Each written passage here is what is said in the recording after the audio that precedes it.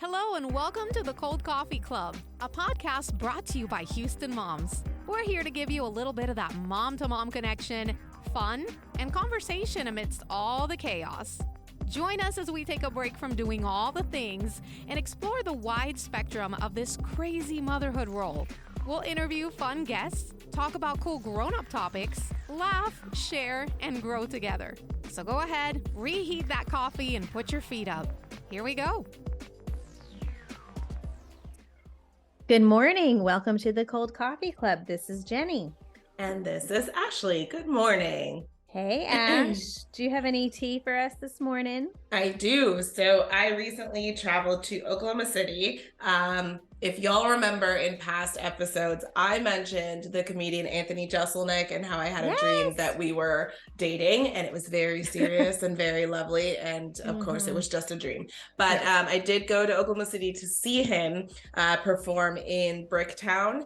And I took my sorority sister with me. She lives in Oklahoma City, and we had the best time. Oh my goodness, it was so funny.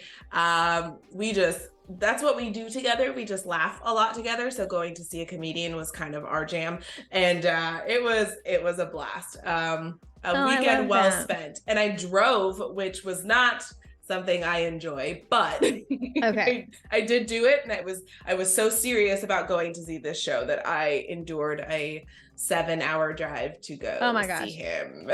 I will say, anytime he comes across my page of any kind, I think of you every time. I'm like, oh, that's Ashley's guy. I'm obsessed. His lovely girlfriend was there though, and my sorority sister was like, you should try to say something to him, and I was like, she's adorable.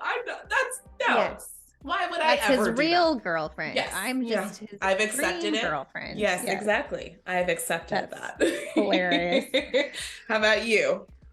Yeah, I did something on Saturday that I feel like I need to employ more often, which is I gave my kids each 2 trash bags, told them to go to their rooms, and I said, go through your drawers, go through your closet, and your job is to go through your things and put in here anything you don't wear. That means things that don't fit you, or even just things that you just do not wear. You don't like it and you're never going to wear it. You hate those pants. You hate that shirt. I'm never putting this on. Yeah. Because I have felt like their drawers or their closets are just getting full, but I feel like they don't wear 90% of it. And so to me, it's like this illusion of like, well, they have a lot of clothes.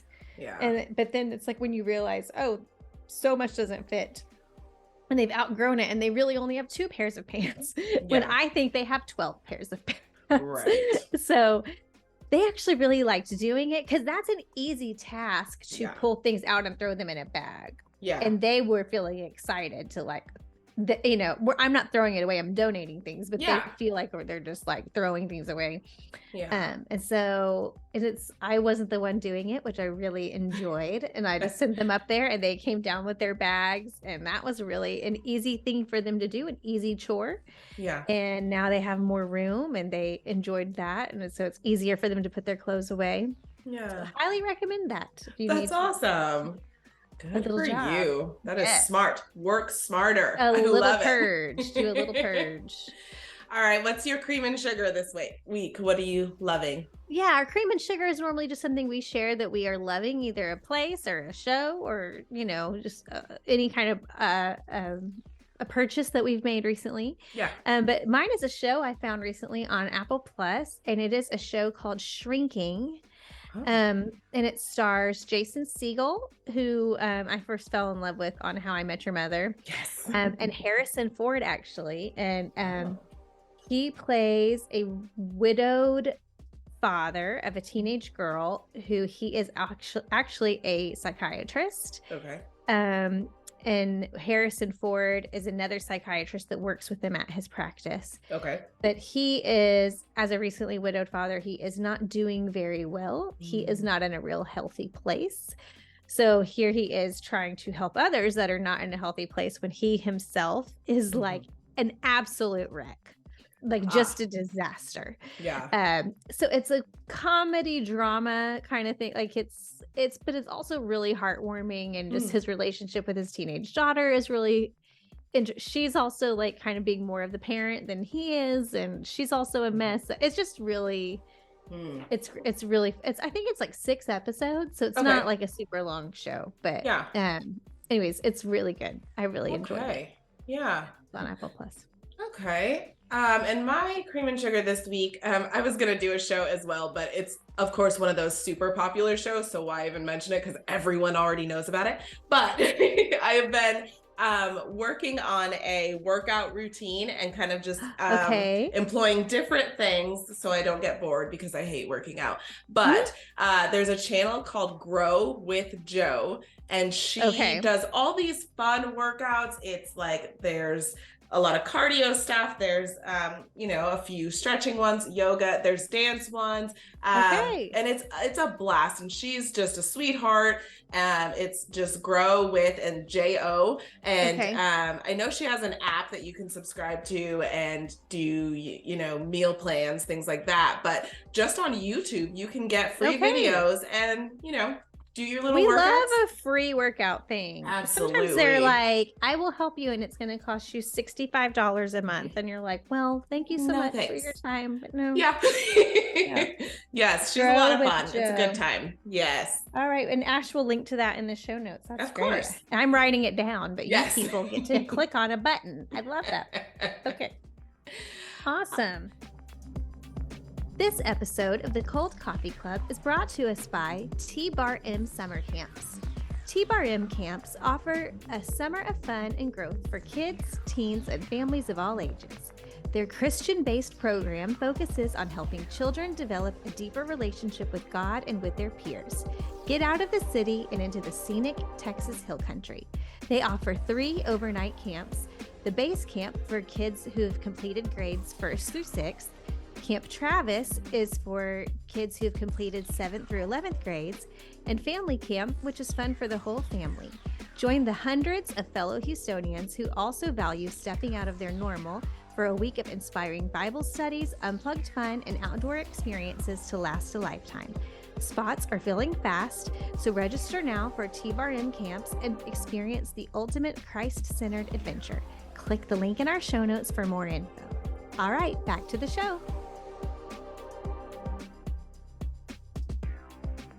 Today we are talking about screen time with our kids, which I think is every mom's battle in 2023 and the last probably decade, is screen time. And how much do you let them have, if at all? And do you put a limit on it or not? And just we all have our own, every house is different with depending on the ages of your kids and their personalities. But kind of what goes on over there at your house, Ashley? What do you feel like is the kind of the beat over there at your house? Yeah. I think I mentioned before that I always kind of time screen time with meal prep for that day. So on weekends, my kids, watch a show during lunchtime. During, weeknights, or they have screen time before I'm prepping dinner.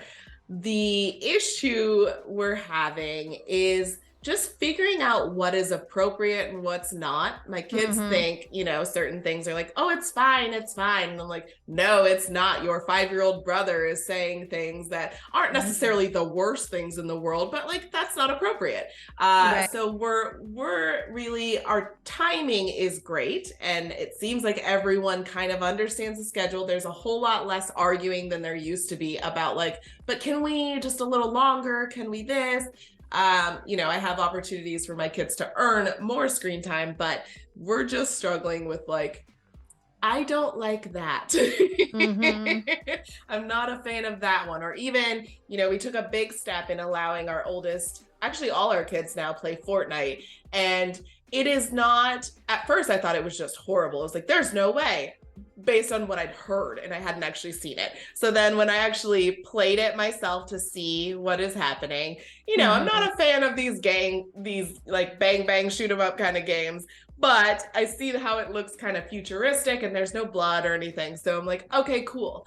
But I'm not a huge fan of just the concept overall. And of course, juggling having boys and kind of their mentality a little bit and the things that they enjoy, and then their dad enjoys it, and then it's like I'm like the stickler who's like, no, but you should be running around hugging each other, you shouldn't be shooting at each other, stop it. Right. So that's kind of our struggle right now, and we're kind of navigating that. What's your take on screen time in your household? So I feel like there's been seasons. I think we have to remember that. And I think something my sister shared with me that has like really helped me. She had kids before I did. And she said one thing her pediatrician said to her when she was worried once so she had a new baby and a toddler. And she said something to her pediatrician when she had the new baby. Oh, I'm so worried that my toddler is or she was like 3 or something, is watching too much TV when she was with the baby. You know, like when I'm nursing the baby, she watches a show and I'm just worried, And the doctor said, hey, is she talking? Is she playing outside? Is she reading books? Is she, like, he was like, it's fine. Like I think he goes, what happens is we do worry when kids do nothing but that. Right. And as long as we're balancing it with other things, it's fine. He said the whole point is we want something else other than, like, we want other activities. We want other playtime. We want other outside time. We want other things. And so I think that, that's always, I think about that in my head is, are we balancing it with something else? I think giving yourself seasons of time that, hey, if you're sick as a mom, if you're sick in bed, put that TV on, like put the show on, watch all the movies. Yeah. I mean, if it's just a day, when I've had kids that are sick at home and they have a stomach bug, it is movie day. It is a movie day. Like, we go movie because they are laying on a couch feeling miserable, and I'm not going to be like, do you want to play Monopoly? Like, they don't want to. They want to be like comatose on the couch, And I think also when they're not sick, we use tools a lot. On my phone, I have something called Family Link where I can limit the apps for each kid. Like, I can go, okay, like this kid gets 20 minutes, this kid gets 35 minutes. They earn more time. We talked about Mama Systems a couple weeks ago. She has a ticket system which you can learn about on our website, where the kids now will be coming to you like, what can I do to earn tickets? Like, I need to do this and this and this, and then I earn more tickets. Great. Like, how can I help around the house to earn more time? And so I think if they prove that they can earn that. My other thing too is that we have started implementing they are not allowed to watch YouTube during the week. They only watch YouTube on the weekends. And during the week, my thing is I let them watch like scripted shows, like, so shows that have like a plot, like a beginning and a middle and an end, and they're not just watching, I'm sorry, idiots on YouTube, like vlog their day. Like, I'm not doing that. Like, that to me is like, I get so annoyed. So I think that, but then I also want to say there are some pros to some of these screen time things. A friend of mine who teaches math talks about that for little ones on Netflix. There's a show called Number Blocks. That she's like, I swear that teaches math so well. Oh yeah. If you have a little like 4 to 6 year old that's struggling with math, put on Number Blocks. It helps so much. And so I will even say to Ellie now, as a 5th grader, if she's struggling with even like a life skill, I'm like, go pull up a tutorial on whatever life skill, and she will watch. There are perks to things that I wish I would have had a tutorial on when I was in 5th grade. Because my mom didn't understand it either. She was like, I don't know. I mean, there are educational videos, there are educational shows. So one of my favorite things we watch together as a family is on Disney Plus. There is a animal is a veterinarian, and it's like a reality show about a vet. Yeah. We love to watch that, but it's like an exotic animal vet. So it's not like dogs and cats. Right. He works on like really unique animals, and Yeah. they love it. And like I learn a lot, and they learn a lot, and so you don't feel like our brain is frying. You know, you feel like, oh, like we're learning about this really unique. You know, we never knew this about a tortoise. Yeah, yeah, that's awesome. Yeah, I think that's part of Screentime is incorporating educational things, and you know that there is a balance and there's a way for them to get that little bit of an outlet, but also it not be a free for all where it's just mindlessness. Like that's what we try to, and I, you know, certain times or certain days of the week, it's like, okay, you get screen time, but it's educational time. And, you know, they have their normal ones that they kind of go to, like Magic School Bus or things like that. And it's amazing watching them regurgitate some of the information they get from these shows. And it's like, well, look at you. Like, okay, so this wasn't, you know, useless.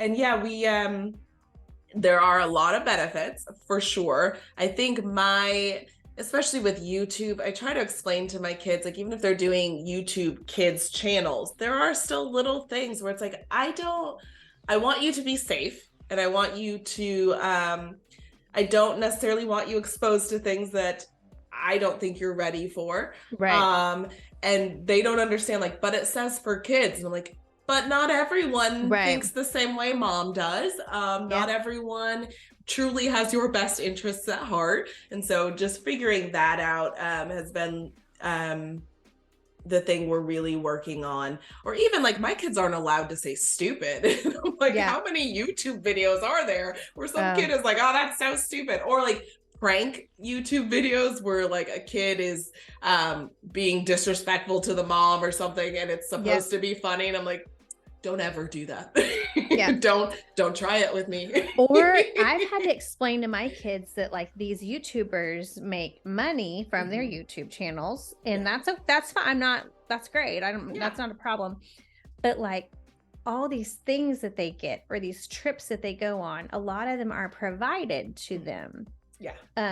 Or they, you know, they like get an incentive or something. And so like my children see all these trips that these families are going on, and they're like, we've only gone on one trip in the last 2 years. I'm like, well, yeah, because we're not getting them for free. Like they're getting for free. Like this, and like that's their whole job is this channel. Like they're making this channel for a job. Like Daddy and I have a job, not to travel. Like traveling is their whole job, you know, and so they are not getting that. And so like having to explain to them, because they do start to compare, you know, they do start to go like, well, how come her room looks like that? I'm like, well, because like they get sent stuff all the time, you know, to put in that room to be filmed.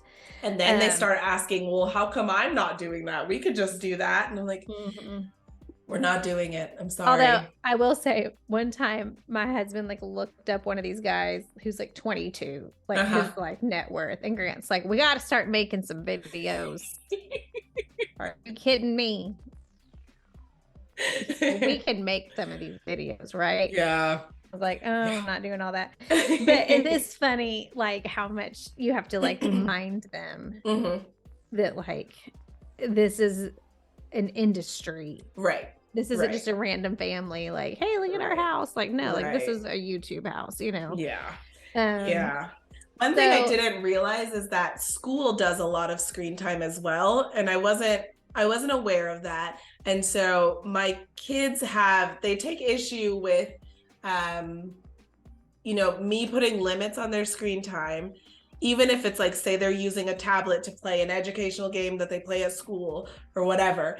They don't think that it should be limited because it's educational. Like, why can't I play all day long? And I don't think they understand. I think we, in our generation, we understood like this is kind of fun too. Like I'm playing something. It's kind of, I don't know. At least that's kind of how I felt. Is like I still appreciated that I was getting to like play Carmen San Diego. Like it's still a game, but I'm learning something. And when I was a kid, screen time was limited to 1 hour a day, regardless of what thing you did. If it was watch, a half hour of Pokemon and then you wanted to play your Sega, that was your hour and that was it. And my kids are like, but I'm learning though, so you should ease up a bit. So there's there are discussions about that. I try to explain to them, screen time is great. And they look at me and they're like, you spend a lot of time on the screen and you're fine. And I have to explain to them, like, hey, I'm doing this for work. I'm not doing this for fun and ha ha. I'm not having a ball over here. Yeah. Yes. Like, that's different. Simmer down. But also, I just had to tell them yesterday, like, the things I have to do, I don't necessarily want you to have to do. So, like, let's find some balance. Let's work that out. But they're like, you're always on the phone. I'm like, listen. And I am a grown-up.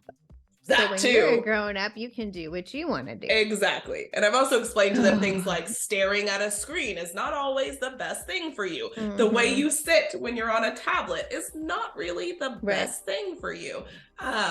So I'm trying to get them to understand that moderation is a good thing. It's okay. And the other thing too that I remind myself sometimes, and this will change, I mean, this is more when they get older than versus when they were little. This has been a more recent thought, not when they're like 3. So if you're out there listening and you have a toddler, I'm not speaking about this to you. I'm more talking about when you're like an 11-year-old. That I was realizing that a lot of when I think about movies I watched when I was in junior high school, things like that, that movies like that also helped me see the world in a lot of ways. I was raised in suburban Houston and I didn't see a lot of the world. Most of my friends were white and most of my friends were Christian, and not that those are bad things, but I kind of had like a little bubble around me, and I learned a lot about other cultures. I learned a lot about history. I learned a lot about just just human behavior and stuff like that because of movies and TV shows that I watched, and I learned about a lot of things because of things that I saw. And so it was a good way for me to be kind of introduced to things without being immersed in them myself. Right. And so going like, oh, that's how that works. Or, oh, that's what that means. Or, oh, when people say this, that's where that comes from. Or, and not that that's always displayed accurately. I understand that. Sure. But, I think it was, I've been thinking about that lately, like certain movies that I've thought about showing Ellie and going like, oh, that's where I first learned about this, or oh, that's where I first learned about that. And reminding myself that it's such a good teaching tool if I want to expose her to certain things in a protected way as she gets older, that there are certain TV shows and movies that I think maybe could help me as a tool to have some conversations with her about like, hey, this is something going on in a whole other part of the world that you don't even know about, that that you've never seen before, never thought of, and never enters your consciousness. But hey, it's time for it to enter your consciousness, and just like, let's have a conversation. And so I just, again, I'm not talking about like your 3-year-old watching these things. I'm talking about like your junior higher watching. And just using that screen time for a purpose, and that we're not just watching fluff all the time, but that we can start using it as a way to spark some conversation in that way. So that's an excellent point. That's a very good point. My kids, I think it's really funny too that TV now, movies now, there's such a vast representation of people that I love seeing. And my kids are like, I remember when my kids first watched Hamilton, and they're like, I like that character because he has hair like mine. And I'm like, oh, look at you. Like that's precious. Or like, he kind of looks like me, things like that. That is kind of just seeing things. Ellie loves Hamilton, like loves it. And when I told her that in real life that every character of that show, like that every person that show is a white person. Yeah. She's like, what? I was like, they're all white. She's like, what? Yeah. Like, yeah, just so you know. Like, that's all. So I was funny. like, that's the fun art of it all. Yes, absolutely. Now, I was like, Hamilton was like an immigrant, but he was a white man. Yes. She was like, I don't understand. Like, it was very funny, like, to explain all of that to her. It's like, they're just acting. They decided to do things differently. Yeah. Oh. She was like, I don't understand it. Like, George Washington, a white man. White man. I thought he had to look like that guy. Yeah. Nope. Aaron Burr, nope. Nope. Well, and I showed her a painting of Aaron Burr. Who is like, you know, and all these guys, like they're not even kind of attractive. And then you have like Leslie Odom Jr., who like we all adore. And she was like, I'm like, yeah, This is Aaron Burr. There he is. Wait a minute. There he is. Thomas Jefferson looked nothing like that. Nope. Here's David. I know. Yeah. I love it. I love it. So anyway, that was a big jaw-dropping when your child is first introduced to Hamilton via the musical. Yeah. It's like, wait a minute. It's a big shock. Of course it is. Big shock. Yeah. Well, I mean, you know, I think as far as screen time goes, it doesn't have to be a battle and it doesn't have to be a negative. I think we can all incorporate screen time to, you know, convey messages to our children, to make it a reward system, to learn things that they're not understanding. I love, first of all, number blocks is amazing. So I will point that out. Yes. There are so many great things that come from having screen time, but having that balance is super important. And, you know, it can be tough to set those rules, but everyone's all the better for it. Yeah. And I mean, yes, of course, if you need your child to just go, girl, turn on that TV. Do what you need to do. They're, you know, it's not going to hurt them. You know, it's fine. You'll be all right. I heard a funny joke once. I think it was a friend of mine said that she was talking to another girl who was pregnant and she already had one and she was having her second and they were pretty close together in age. And she was asking another mom who had similar difference in ages, like, what do you do when you're feeding one? And when you're feeding the baby, what does the older one do? Like, how do you do that? And she said, I would put on a little show for the older one while you're feeding the baby so she's not running around and distracted and you can have, you know, quiet breastfeeding time with the older. Yeah.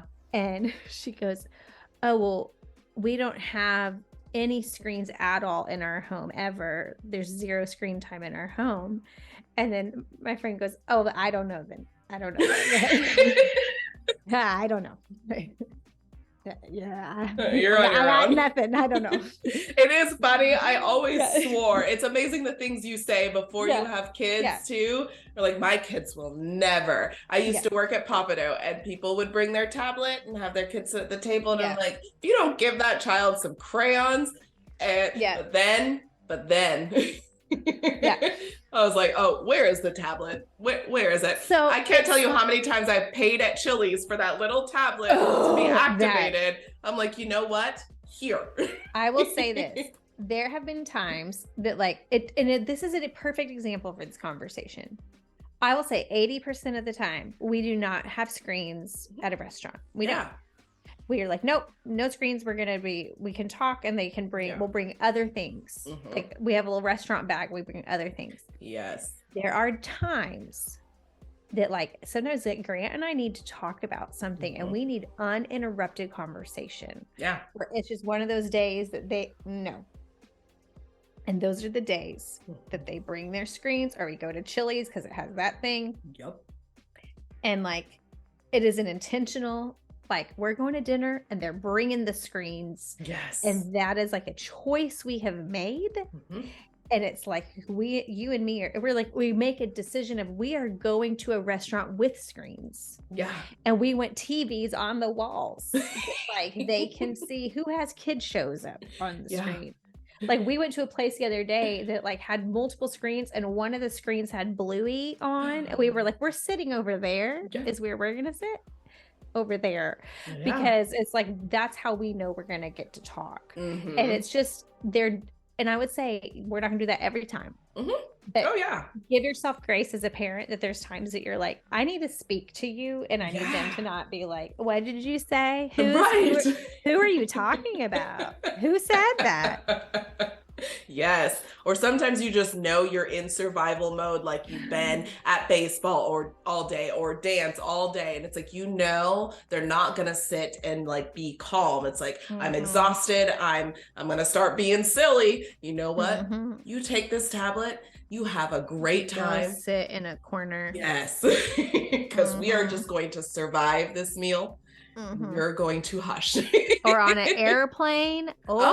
Give them that iPad. You load that sucker up before you get on the plane. You download those movies. You have that thing ready. Yes. I remember once out of desperation, we had a road trip coming up, and I knew a person who would like, you pay, I don't know, $100 for a chip to go in your tablet, and they will download 100 Disney movies. I was like, done. Do that. We have this road trip coming up, and I was going alone with 2 children. I was like, I'll pay it. I will pay it. Snap that sucker into my tablet. We are out. Glory.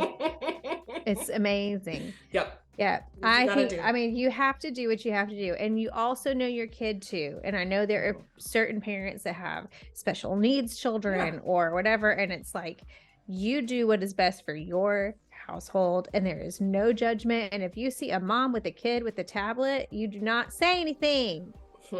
Keep your mouth shut. Amen. You don't know what kind of day she had.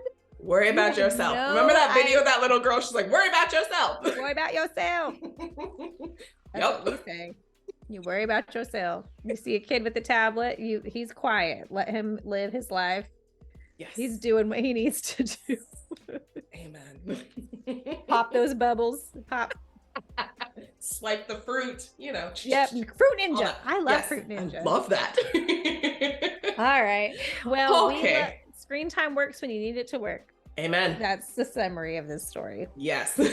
All right, Jenny, what is your house blend for this week? Okay. We're going to do Cindy's post about the truth about eating disorders. This was a really great post, kind of sharing some of the statistics about eating disorders in the United States, but more importantly, resources.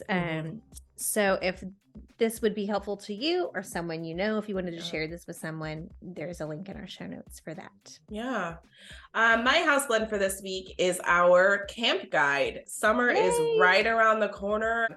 Listen, these camps fill up quick, so you need to start looking into them now. And we have some amazing options that, you know, give us a full spiel about their camp and like what you can look for, age groups, websites, all that kind of stuff. And then we have a few that we just like found randomly where it's like, but this is also an option too if you want to explore that. It is all encompassing. There's art camps, sport camps, traditional like overnight camps, all kinds of awesome options that you need to keep in mind for your kids this summer. Yes, and all over Houston. And definitely start thinking about it. Don't be like me. Don't be last minute Linda. Get on it. Thinking you're going to sign your kids up on June 1st. Like, no, you're not, Linda. Guess what? You're not going to. It's not happening. Or they can take one kid and not the other. And you're like, well, that helps nothing. Yeah. Because we can't do that. That's not unless you find 2 camps that can only take 1 kid. That's true. But one's going to be in the northeast corner of Houston and one's in the southwest. Oh, and well, that's going to help nothing. There's that. All right. As we head out, Do you have a see you later caffeinator for us today, Ashley? I do. Our caffeinator this week is just an interesting fact. 1 in 4 kids think video games are exercise. Oh no. So, let's fix that. But also, if your kids play video games the way my kids play video games, where they're hopping the entire time they're playing, I mean, it's not wrong. It's not wrong. My kids literally just bounce while they're playing. And I'm like, how do you see the screen? Like, the screen is moving because you're moving. No. How are you doing this? But literally, that's what my kids don't sit. I will say, if they want to call it that, go to YouTube and type in GoNoodle. And they can do a GoNoodle exercise video. And then they'll think they're having screen time. That's very true. And that is how I get their wiggles out. If they're being crazy, I'll be like, go put on a GoNoodle. Yes. Oh, and on that note, there's like yoga classes that are, I forget the name of the lady. I'll find it and I will put it in our show notes. But they have like Minecraft yoga, where like the person turns into like a Minecraft character. Amazing. Incredible.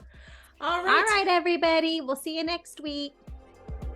Hang on a sec. Check out these outtakes from this episode of the Cold Coffee Club. All right. So, Jenny, what? I had a twitchy eye. My eye was twitching.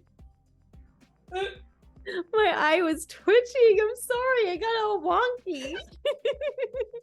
It was like folding in on itself. Robot and you like malfunction. It like was like, hey, something happened. That was funny. I just looked up and I was like, what's happening?